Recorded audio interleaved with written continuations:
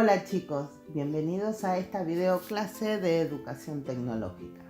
Como ya hemos visto en la anterior guía de contenidos de la materia, la primera necesidad de comunicación entre los seres humanos se limitaba a interacciones sencillas entre individuos, utilizando gestos, sonidos que lentamente fueron constituyendo el lenguaje y signos o dibujos pintados en las cuevas.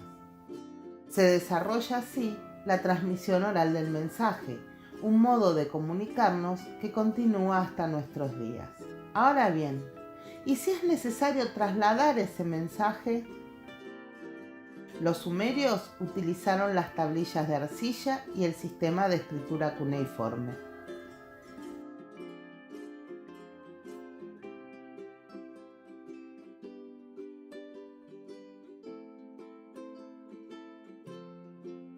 Los egipcios inventaron el papiro, una especie de papel realizado a partir de las fibras de las plantas que crecían en el Nilo y de tal calidad que muchos de los documentos egipcios creados sobre papiros se conservan hasta nuestros días con el contenido intacto y vivos colores.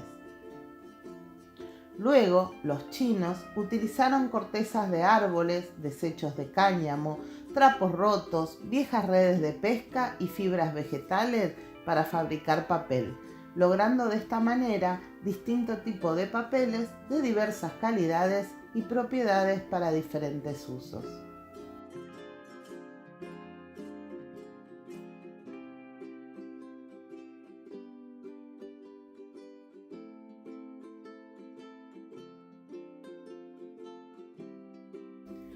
Pero, ¿todos podían leer y escribir? No, es muy importante tener en cuenta que hasta bien entrado el siglo XIX, solo algunos pocos privilegiados podían leer y escribir, acceder a la educación y de esta manera al conocimiento. En la Edad Media, la mayor parte de la población no sabía leer, por lo que además de comunicarse oralmente, lo hacía a través de símbolos, como lo eran las imágenes religiosas que presentaban a los personajes bíblicos y narraban sus historias. Las figuras de los carteles en lugares públicos que indicaban la actividad que se realizaba en el local.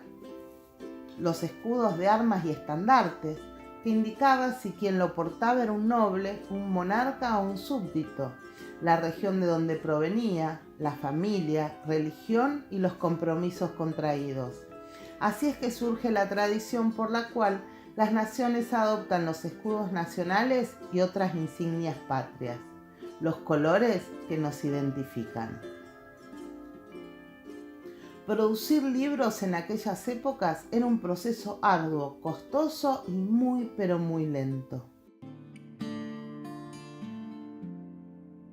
In the Middle Ages, parchment was used to make the pages of books.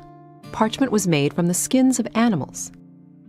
The transition from a fresh skin to a surface suitable for writing was a slow and laborious process. The parchment maker selected skins of sheep, goats, or calves. Skins were soaked in lime water for 3 to 10 days to loosen the animal's hair. The parchment maker then scraped away the hair and any remaining flesh. After this, the skin was soaked in fresh water to remove the lime and then stretched tightly on a frame. A special rounded knife was used to scrape the hide to the desired thickness. The process of scraping continued over the course of several days. During this time, the parchment maker continually tightened the tension on the stretching frame while the skin dried. The result was parchment, a smooth and durable material that could last over 1,000 years. Before parchment could be written on, it had to be specially prepared. First, the parchment was rubbed with pumice powder to roughen the surface, and then dusted with a sticky powder. These steps made the surface receptive to inks and colors. The whole finished skin was then cut down to the size of the pages needed for a particular book. A big manuscript was assembled from sheets almost as large as a single skin. For smaller books, the skin was cut into 2 or more pieces. The parchment sheets were folded and nested to make gatherings, usually of 16 or 20 pages. The vibrant illuminations in a medieval manuscript often overshadow the words on the page, yet the writing of the script was as important as the painting of the images. The tools of a scribe, the person who copied the text onto the page, were simple. Pens, called quills, were made from the feathers of a bird, which were soaked in water, dried, and hardened with heated sand. The scribe carved the quill to a rough point, cut a slit to draw ink down, then trimmed the point to the proper width. The shape of the quill point varied with the style of the lettering being copied. Scribes made ink from a variety of materials. Gallnuts, growths found on oak trees, were often used to create a dark black ink. Black ink was also made by dissolving a common carbon substance. The resulting ink was called lampblack. Before the scribe began writing, he ruled the parchment using a straight edge. Medieval scribes and their patrons prized a regular and elegant script. If a scribe made an error, he would scratch it out with a penknife. Because the page was made from parchment, which was very resilient, it could stand many erasures of this type. An illuminator decorated the pages of a manuscript using paint and precious metals. He began only after a scribe had finished copying the text. The illuminator first sketched his design, then added details, such as the features of a figure or the interlacing of a decorated initial. Thin sheets of precious metals, like gold leaf, were always applied first. The illuminator put down a base coat, consisting of either a plaster-like substance called gesso or a gum, as shown here. Once the gum base dried, the moisture in the illuminator's breath was enough to make the small piece of gold leaf stick to the page. Then the illuminator brushed away the excess and polished the gold leaf. After applying the gold leaf, the illuminator painted his design. Each color was made from a vegetable dye or a mineral substance ground up and dissolved in liquid. The illuminator applied the paler shades first, then the darker tones. Once the illuminator applied black outlines and delicate white highlights to the figures and vines, the illumination was finished.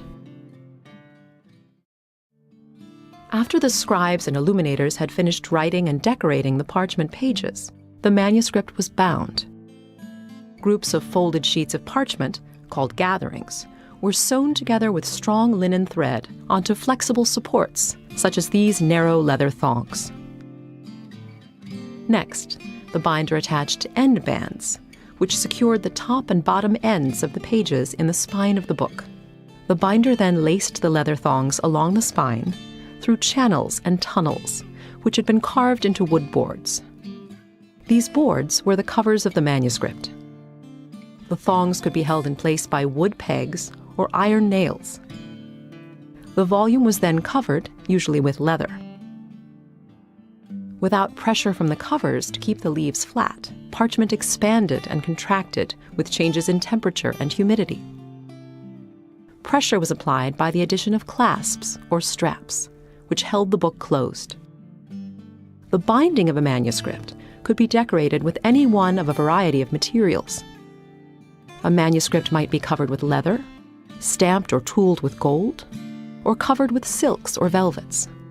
The most elaborate bindings received sculpted decoration made from precious metals. The materials of the binding depended on the wealth of the patron, the type of manuscript, and its intended use. Esto fue así hasta 1440, cuando el orfebre alemán Johannes Gutenberg inventa la imprenta de tipos móviles, que es básicamente el sistema que se usó desde entonces y hasta la actualidad para las impresiones que no son digitales. He just took a bowl, put a handle on it, stuffed it with horsehair and covered it with, guess what, Gänsefleisch, goose skin. So this is the way he would roll the ink onto the ink ball. Now he used 2 ink balls because that would speed up the process of inking. So he has to rub the ink balls together so that they're both exactly the same. We've got to get the ink perfectly smooth over the whole surface of the ink ball, the same thickness, and evenly distributed. And so rolling up the balls did take a little practice and a little skill and also a little time. Now we have to come straight down with the ink balls to get the ink just on the tops of those letters. So coming straight down, you begin to apply the ink to the tops of those letters.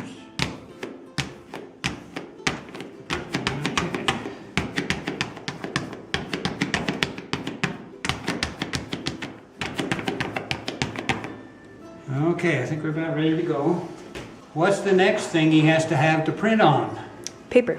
He printed about 180 copies of that first Bible, 40 of them on animal skin, and the rest of them he was able to print on paper. Paper had just been invented in China and had come to Europe through Italy.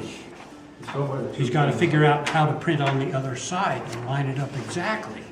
And so here's the answer to that problem, the tympan and the frisket. We'll open it up here. These little points called duckbills position it up and down.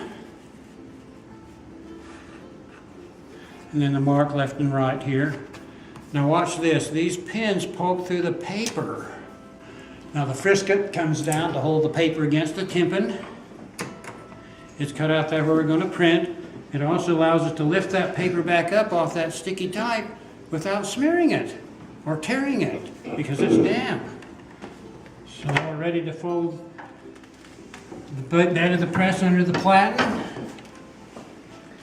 The next thing that happens is you pull the handle, which turns the screw and lowers the platen and presses the paper against the inky type.